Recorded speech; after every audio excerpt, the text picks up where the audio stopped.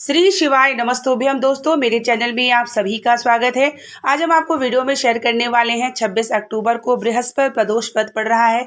इसकी क्या पूजन विधि है, भगवान शिव कहाँ विराजते हैं बृहस्पति प्रदोष के दिन, और हमें बहुत सारी जानकारियां प्रदोष के दिन जरूर रखनी चाहिए ताकि अगर हम व्रत रहते भी हैं तो हम कुछ गलतियां ऐसे ना करें जिससे हमारा जो प्रदोष व्रत है बीच में खंडित हो और अमान्य हो, अपूर्ण हो। तो ये पूरी जानकारी हम आपको इस वीडियो में शेयर करने वाले हैं, इसलिए वीडियो के अंत तक जरूर बने रहिएगा। देखिए, महादेव भोलेनाथ का सबसे प्रिय जो है तिथि त्रयोदशी यानी प्रदोष माना जाता है। प्रदोष व्रत इंसान जो भी व्यक्ति रहता है संतान प्राप्ति के लिए, अखंड सौभाग्य के लिए और सारी मनोकामना पूर्ण करने के लिए इस दिन प्रदोष व्रत को धारण किया जाता है और प्रदोष काल का बहुत महत्व है।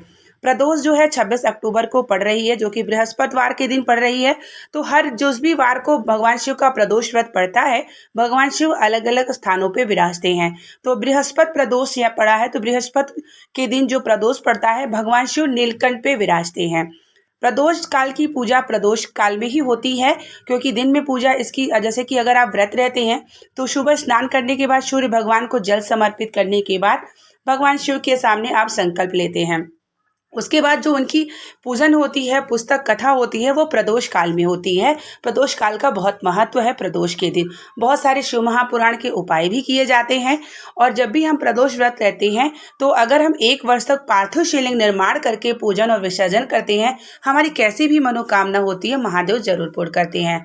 तो इस तरीके से आप चौकी बना लें। भगवान शिव माता पार्वती की तस्वीर रखने के बाद पार्थिव शिवलिंग का निर्माण जरूर करें। जब भी आप पार्थिव शिवलिंग का निर्माण करते हैं तो उसमें गाय का घृत या मक्खन मिला के आप पार्थिव शिवलिंग का निर्माण करें। उसके नीचे बेलोपत्र या पान का पत्ता या कुछ भी आप जरूर रखें। उसके बाद पंचामृत से स्नान, अष्टगंध, चंदन, जनेऊ, अक्षत, इत्र से उनका श्रृंगार करें। सफेद पुष्पों, बेलपत्र, समीप पत्र, जो भी भगवान शिव को प्रिय है वस्तुएं वो जरूर समर्पित करें इस दिन। उसके बाद पुस्तक की पूजन करें, देसी घी की लंबी बाती जलाएं, धूप बत्ती जलाएं, उनको भोग अर्पित करें। उसके बाद ही आप कथा को शुरुआत करें। जब आप विधि विधान से पूजन करते हैं 1 वर्ष तक प्रदोष काल के समय में, तो निश्चित ही महादेव आपकी सारी मनोकामना पूर्ण करते हैं। अगर आपके घर आसपास शिव मंदिर है तो आप वहां भी जाके पूजन कर सकते हैं, नहीं तो आप अपने घर में भी पूजन जरूर करें। पार्थिव शिवलिंग निर्माण करके जब आप पूजन करते हैं तो आपको सहस्त्र शिवलिंग के पूजन का फल मिल जाता है। जब भी आप पूजन करते हैं, पूजन के समाप्ति के बाद तुरंत विसर्जन कर दिया जाता है। जब भी आप पुष्प समर्पित करते हैं तो आप उसको पंखुड़ियों से समर्पित करें। इससे क्या होता है कि सहस्त्र पुष्पों को आपको समर्पित करने का फल प्राप्त होता है। उसके बाद आप पूजन करने के बाद आप प्रदोष व्रत कथा करें, मंत्र जाप करें, आरती करें, क्षमा प्रार्थना करें। उसके बाद ही हम सभी को विसर्जन करना चाहिए। प्रदोष का जो हम व्रत रहते हैं उस दिन बहुत सारी गलतियों से हमें बचना चाहिए ताकि जो हमारा व्रत है वह पूर्ण रूप से सफल हो। इसलिए वीडियो के अंत तक बने रहिएगा। हम आपको महत्वपूर्ण जानकारी देंगे कि हमें प्रदोष के दिन क्या गलतियां नहीं करनी चाहिए। प्रदोष के दिन अगर हम व्रत रहते हैं तो सबसे पहले हमें बिल्वपत्र को नहीं तोड़ना चाहिए। अगर आपके पास बिल्वपत्र नहीं है तो आप शिव की चढ़ी हुई धूल के भी चढ़ा सकते हैं, लेकिन उस दिन बिल्वपत्र या समीप पत्र कुछ भी नहीं तोड़ना चाहिए। अगर आप तोड़ के चढ़ा देते हैं तो वह स्वीकार नहीं करते महादेव और आपका व्रत भी जो है खंडित हो जाता है। तो इसलिए इन बातों का ध्यान जरूर रखें। और जब आप व्रत रहते हैं तो जब आप भोग बनाते हैं या भोग चढ़ाते हैं तो आप स्वयं भोग बनाएं, किसी अन्य परिवार के सदस्यों से भोग ना बनवाएं। जो भी आप अपने से ही करते हैं तो भगवान उसे जरा स्वीकार करते हैं। प्रदोष व्रत के दिन आप निंदा या झूठ ये बिल्कुल ना करें। भगवान शिव का मंत्र जाप हमेशा मन ही मन बोलते रहें। इससे क्या होता है, भगवान शिव का जब आप व्रत रहते हैं तो आपके ऊपर कृपा उनके ऊपर जल्दी होती है और आपकी मनोकामना निश्चित ही पूर्ण करते हैं। प्रदोष काल की पूजा प्रदोष काल में इसलिए की जाती है क्योंकि प्रदोष काल में भगवान शिव भ्रमण के लिए निकलते हैं। शिव पार्वती के साथ नंदी के सवार होके वह निकलते हैं और नंदी से उन्होंने स्वयं कहा था कि प्रदोष के दिन, प्रदोष काल में जो जहां भी आप मुझे खड़ा कर दोगे, जिस भी तरह मुझे भगवान शिव यानी मेरी पूजा करते हुए व्यक्ति दिखेगा, मैं उसके सारे दुख को हर लूंगी। जैसे कि आप सभी को पता है, जब आप शिव मंदिर में जाते हैं तो आप नंदी से कानों में बोलते हैं अपने मन की कामना।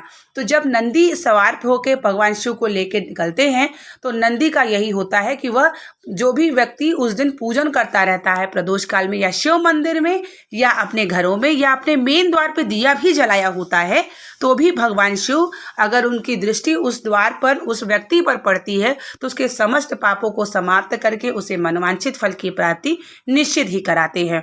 अगर व्यक्ति व्रत नहीं रहता है तो प्रदोष के दिन, प्रदोष काल में आप शिव मंदिर में दिया या अपने मेन द्वार पे दिया या पीपल के वृक्ष के नीचे या बिल्व वृक्ष के नीचे दिया जरूर से जरूर जलाना चाहिए। इससे आपके घर में लक्ष्मी की कृपा निश्चित ही होती है। प्रदोष काल का महत्व इतना होता है कि अपने मेन द्वार को खोल के आपको अपने मेन द्वार के बाहर भगवान शिव का ध्यान करते हुए दिया जरूर जलाना चाहिए। ऐसे में भगवान शिव की दृष्टि पड़ती है तो आपके घर के सारे समस्याओं को समाप्त करते हैं। तो प्रदोष काल का महत्व आप सभी को समझ में आ ही गया होगा। तो इसीलिए प्रदोष काल की पूजा प्रदोष काल में इसीलिए की जाती है। जब आप पूजन करते हैं, भक्ति आराधना करते हैं, भगवान शिव का मंत्र जाप करते हैं और व्रत को धारण करते हैं और श्रद्धा भक्ति से लगे रहते हैं, 1 वर्ष तक जो भी व्यक्ति प्रदोष की पूजा प्रदोष काल में पार्थिव शिवलिंग निर्माण करके पूजन करता है तो कैसी भी उसकी मनोकामना है महादेव को आके पूरा करना ही होता है।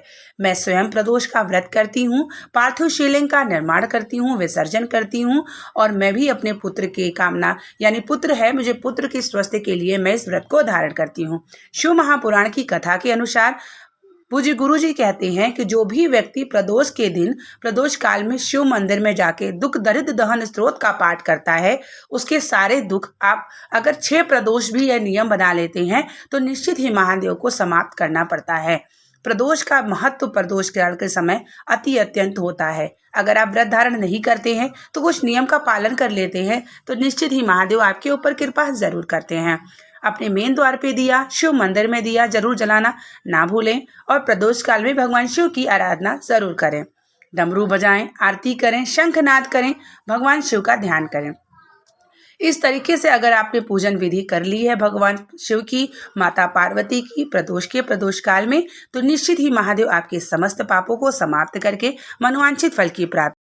इसी विधि विधान से आप सभी भगवान शिव पार्वती की आराधना करें प्रदोष काल की, प्रदोष के समय में निश्चित ही महादेव आपके सारे कष्टों को समाप्त करेंगे और दुख को भी समाप्त करेंगे। मिलते हैं नेक्स्ट वीडियो के साथ, तब तक के लिए श्री शिवाय नमस्तुभ्यम, हर हर महादेव।